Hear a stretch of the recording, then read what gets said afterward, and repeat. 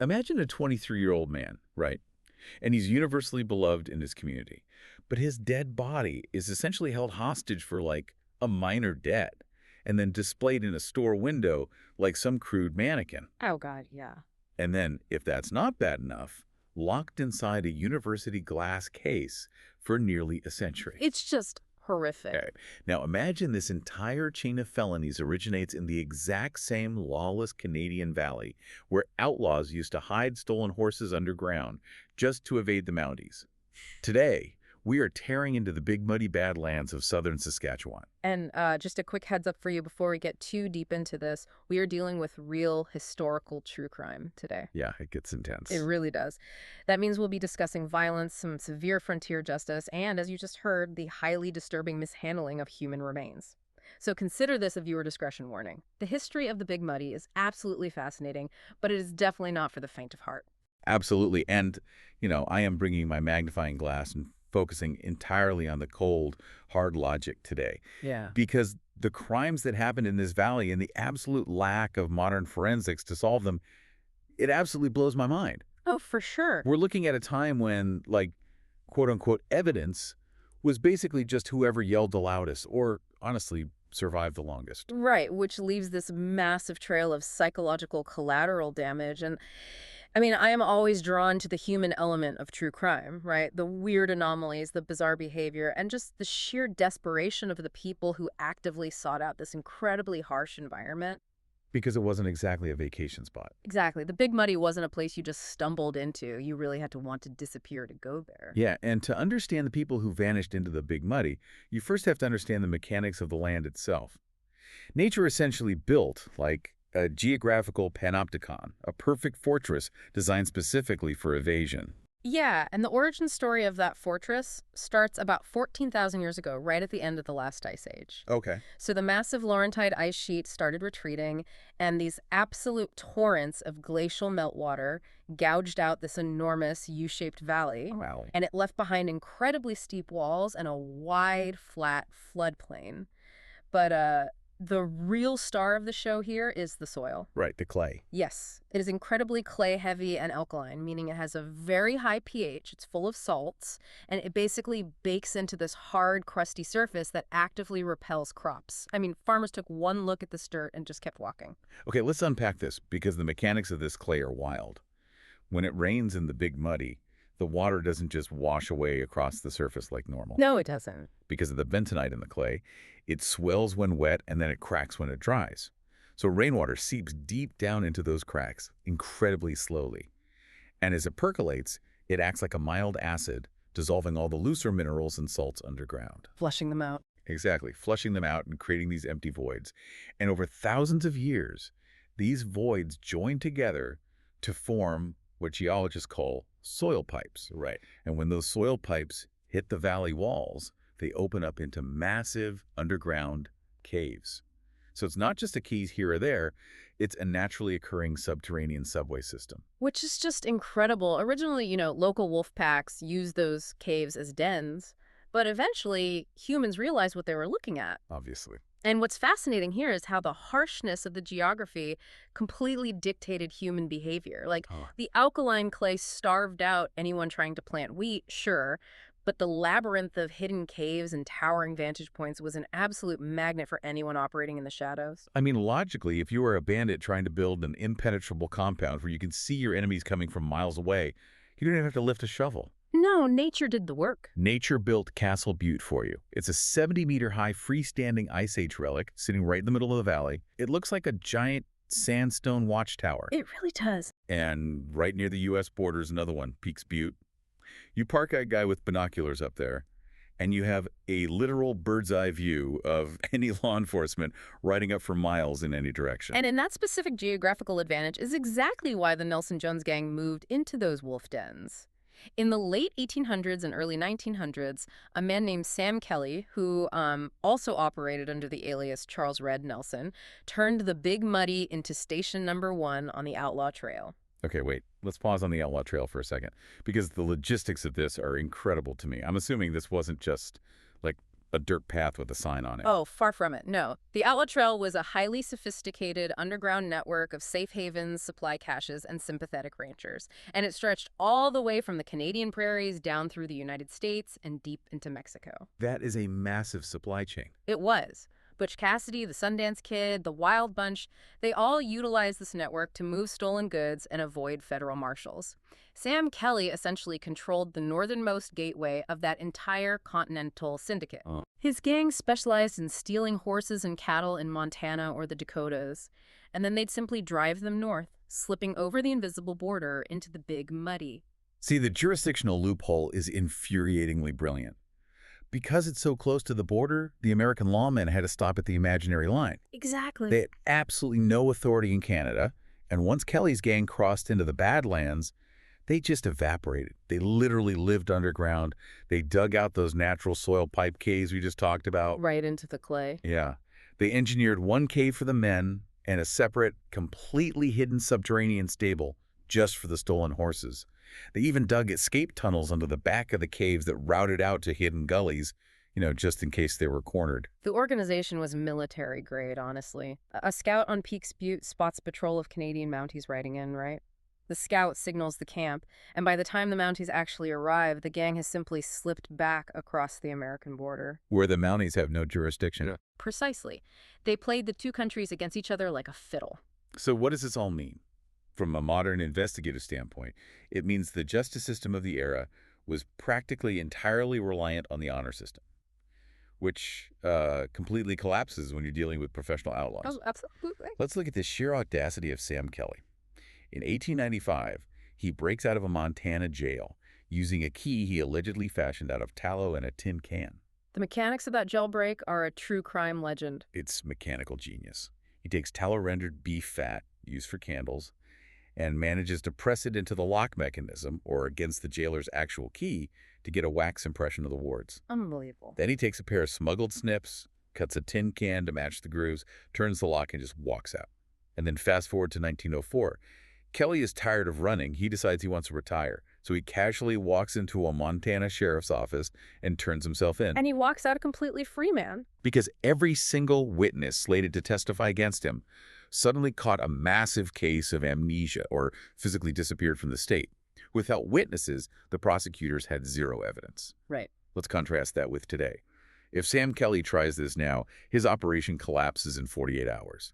We have ground-penetrating radar that would map his underground horse case from a helicopter. Oh, easily. We have thermal imaging drones that would spot the body heat of his gang from 3 miles up at midnight. We have mobile phone geolocation pinging his every move across the border. But back then, if you could physically intimidate a witness into staying home, the forensic record simply ceased to exist. Yeah, and that lack of accountability is exactly what makes Kelly's later life so psychologically bizarre. Like, you're looking at it from the perspective of evidence, but I'm looking at the human toll.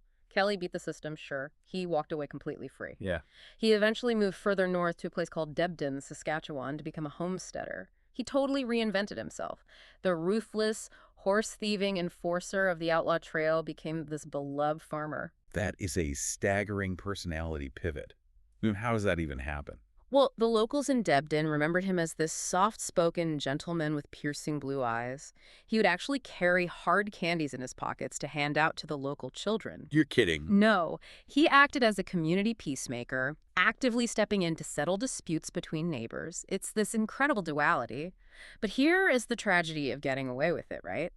The paranoia never left him. Oh, I bet. For decades, he spent every single day looking over his shoulder, terrified that a rival wrestler or some revenge-seeking lawman was finally going to kick his door in. Just waiting for the other shoe to drop. Exactly. And that constant grinding fear just calcified in his brain. It completely broke his mind.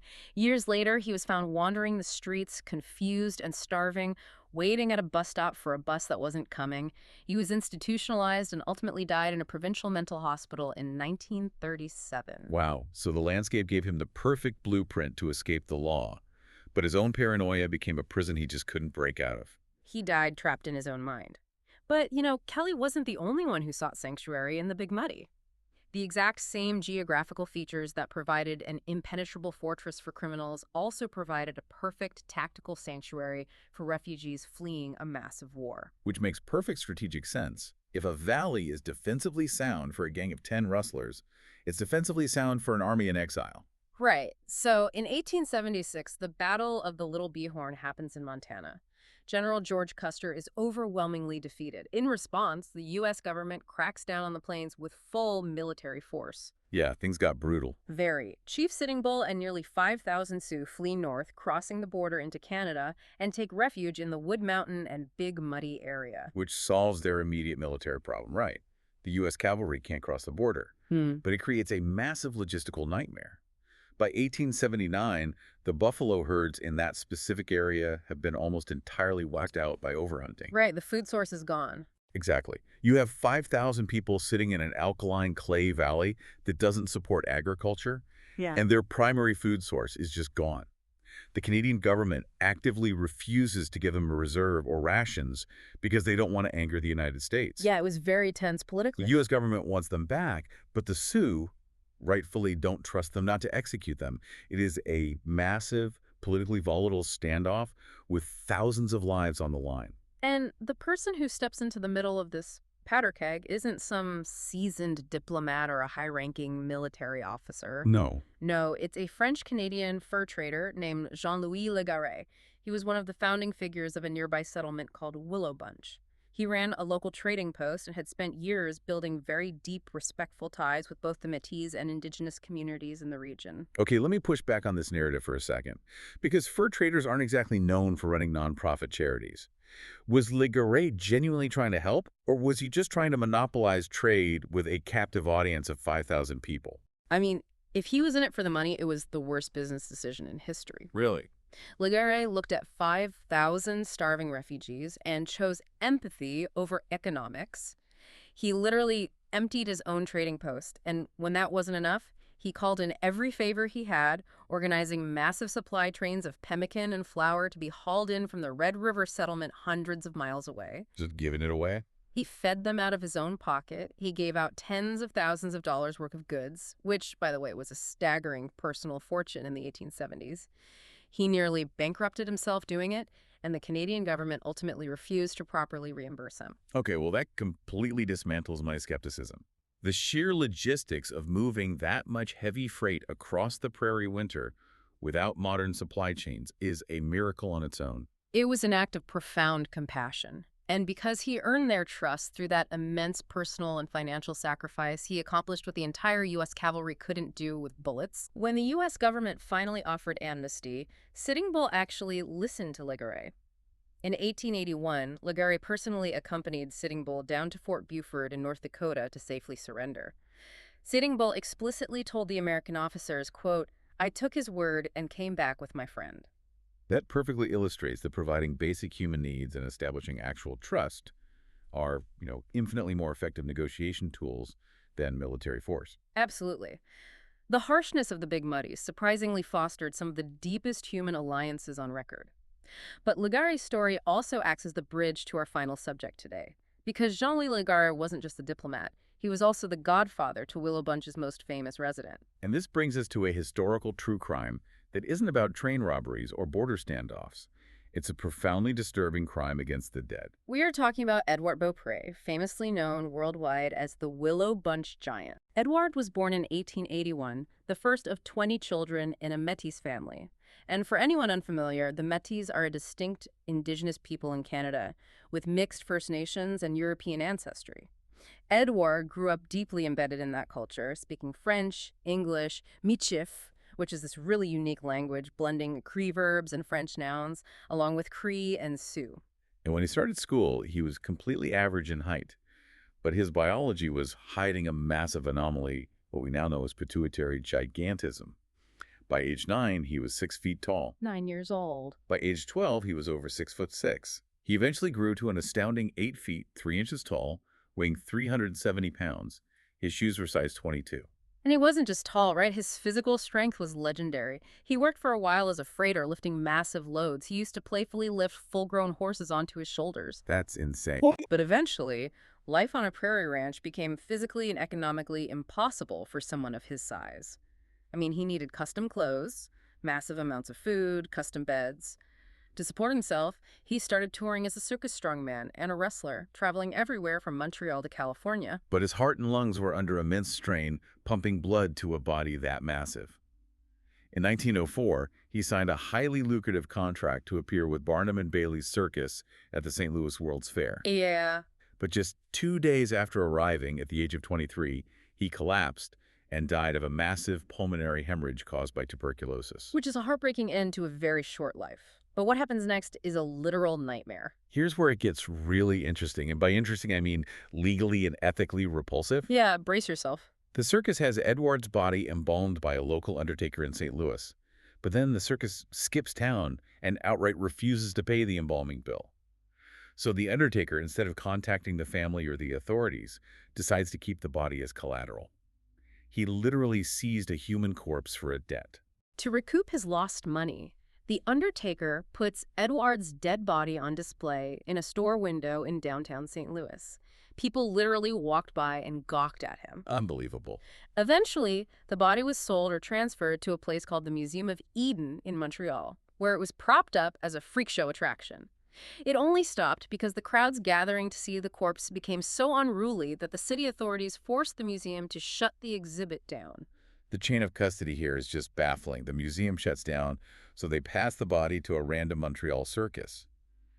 That circus immediately goes bankrupt. Their solution: they just abandon a 23-year-old man's body in a dusty warehouse. Just left him there. It sat there, completely abandoned for years, until 2 kids playing in the warehouse accidentally stumbled across the corpse in 1907. This raises an important question, right? Where was his family while their son was being passed around like a prop? Well, they were back in Saskatchewan, completely in the dark. They had been told Édouard was properly buried in St. Louis. They had no idea he was in Montreal. Meanwhile, after the kids find him in the warehouse, the University of Montreal steps in.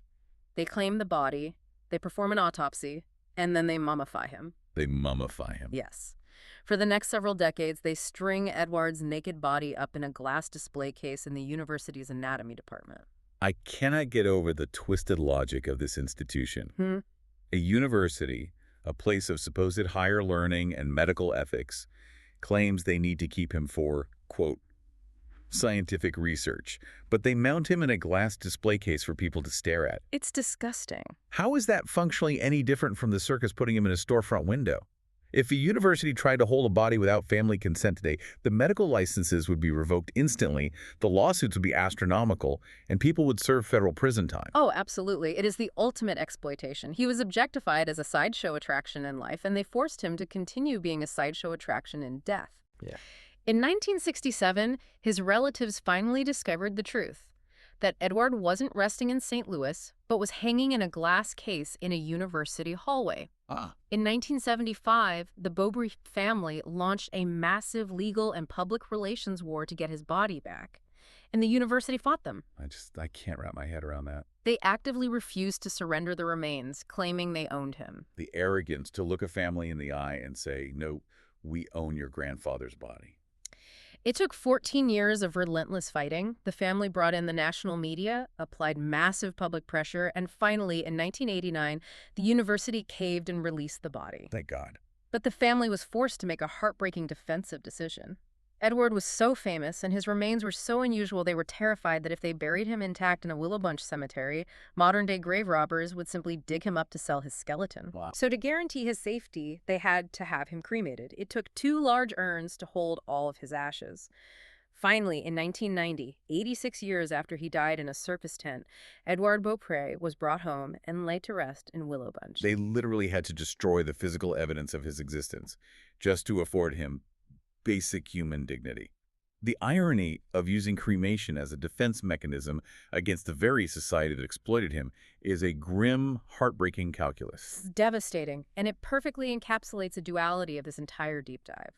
We started by looking at the Big Muddy Badlands as this geological anomaly, glacial meltwater carving out alkaline clay to create an underground labyrinth. Right, a landscape that enabled Sam Kelly to exploit a lack of forensics and an invisible border to beat the justice system, while simultaneously allowing Jean-Louis Legarrette to use a supply chain of pemmican to prove that empathy is infinitely stronger than the U.S. cavalry. All leading to the deeply tragic journey of the Willow Bunch Giant, a gentle, multilingual man victimized by the medical institutions that should have shown him the most respect. The human history of this valley is just as layered, tough, and complex as the Badlands themselves. Which brings us to one final, deeply unsettling thought for you to chew on today. We talked about how the Big Muddy Creek is what geologists call an underfit stream. It's incredibly weak, it doesn't carry much water. Right. And because that alkaline clay is so rock hard and farming is practically non-existent, the erosion in this valley is unbelievably slow. The landscape has barely shifted in thousands of years. The deposition of dirt is so sluggish that archaeological sites, indigenous tipi rings, and outlaws' underground camps aren't buried 30 feet down. Yeah. They are preserved incredibly close to the surface. The clay just holds on to everything it swallows. So the next time you look out over a quiet, sweeping prairie landscape and think about how peaceful it looks, remember that history is buried in the dirt. And with a landscape like the Big Muddy that preserves its violent secret so perfectly, you have to wonder, how many undiscovered outlaw stashes, collapsed escape tunnels, or ancient artifacts are still sitting just inches beneath that hard dirt right now, waiting for someone to trip over them?